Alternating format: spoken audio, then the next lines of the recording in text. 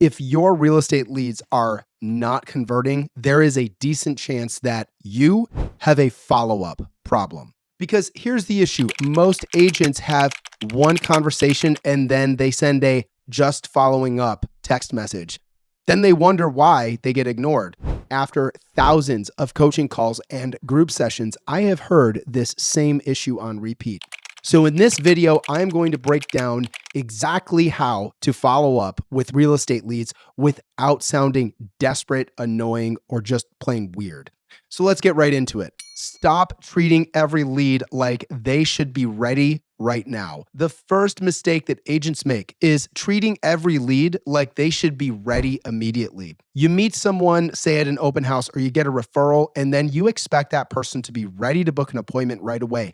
That is not how people work. Some people are ready right now, but some people are just curious or they're gathering information. That does not automatically make them bad leads. It means that you need to understand where they are and meet them there. The job is not to force everyone into the same timeline. The job is to identify where they are and lead them to the next step. The second mistake is saying just checking in. Now, I know agents love this phrase, but just checking in is actually weak follow-up. It gives your lead zero value and puts all the responsibility on them to restart the conversation. Instead of just saying just checking in, say, hey, I was just thinking about our conversation from that open house. You mentioned that the kitchen felt too small and that you were hoping to stay under 500K.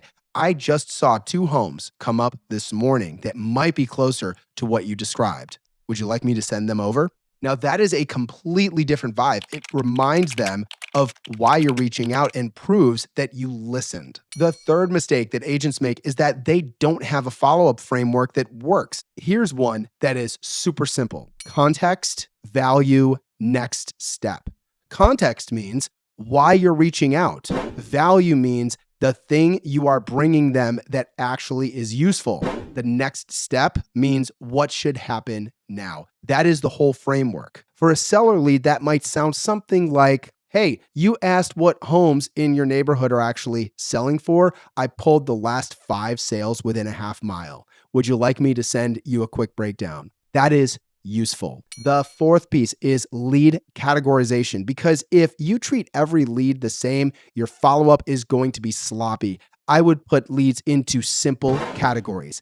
Active, meaning they have a motivation, timeline, and clear next step. Nurture, they're real, but they're just not quite ready yet. Cold, meaning they were once interested, but they've gone quiet. Future means that they are probably going to be ready in the next 6 to 24 months, but they're worth staying in touch with. And dead, that means exactly what that is. They're not a fit, they're not reachable, they're not real, or just not worth continued pursuit. This matters because each category needs different follow-up. Most agents are just keeping a pile of names and emotions. That is not a real pipeline. The fifth piece is persistence. Now, I am not saying to follow up forever in a creepy way, but what I am saying is that most agents quit way too early. But people are busy and they forget. A lack of response does not always mean a no. Sometimes it means not now. So follow up until there is a reason not to. And every time you follow up, bring context, value, and the next step. The final piece is knowing when to move from follow-up to appointment. If someone is showing real motivation, stop sending them information forever. That becomes another form of avoidance. At some point, you need to ask for the order. You can say something like,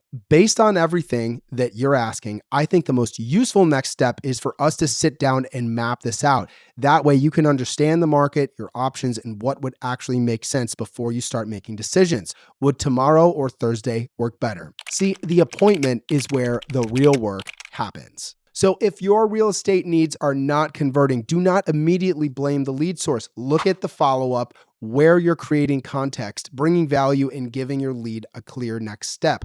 Are you following up long enough to actually give the relationship a chance? And are you asking for the appointment when the motivation is actually there? If you can learn how to follow up without sounding desperate, you will set more appointments, convert more conversations, and stop calling every lead bad just because you did not know what to say.